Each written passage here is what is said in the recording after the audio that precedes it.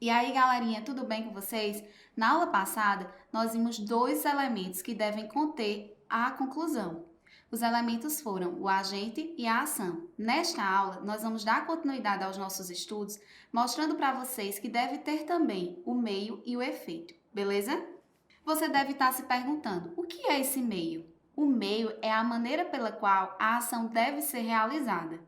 Vamos estudar um pouco. Vejamos. Meio é o elemento que diz respeito à maneira e aos recursos pelos quais a ação é realizada.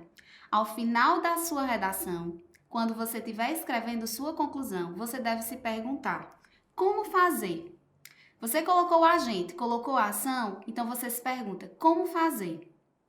Vejamos um exemplo que mostra o que é esse meio na prática. Portanto, para solucionar este impasse, é importante que a mídia, por meio de exposições no meio digital, garanta ampla diversidade cultural e crie meios que impossibilitem a difusão de dados pessoais, garantindo assim a minimização desta prática. Então, veja que a maneira pela qual a mídia, que é este agente, vai resolver essa problemática da difusão de dados que muitas vezes não são permitidas pelo usuário, é expondo campanhas, anúncios, textos publicitários para que assim o cidadão possa ter mais controle sobre aquilo que ele posta nas redes sociais. Agora, temos que ter cuidado com os meios nulos. O que é um meio nulo? Vejamos um exemplo.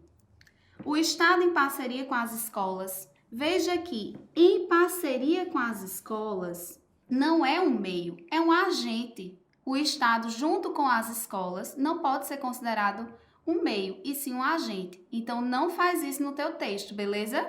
Outra forma também de considerar esse meio nulo é o Ministério da Educação, através da associação com as escolas públicas. Veja, quando se diz através da associação com as escolas públicas, isso também não pode ser considerado um meio, e sim um complemento do agente, que é o Ministério da Educação. Outro elemento que deve estar presente na competência 5 é o efeito. E uma forma de saber se você de fato escreveu este efeito é se perguntando: para quê? Esta ação vai trazer que resultados? E apresentar os resultados da ação, os resultados desse possível agente nesta conclusão. Então, o efeito é o elemento que corresponde aos resultados pretendidos ou alcançados pela ação proposta. Pergunta-se sempre para quê? Vejamos um exemplo do que é um efeito. É preciso criar leis para que empresas apenas coletem os dados que são autorizados pelo usuário. Então, para que vai ser criado as leis? As leis vão ser criadas para que se coletem apenas os dados que são autorizados pelo usuário. Isso é uma forma de resolver o problema quanto à problemática apontada já na proposta, a manipulação do usuário pelo controle de dados na internet.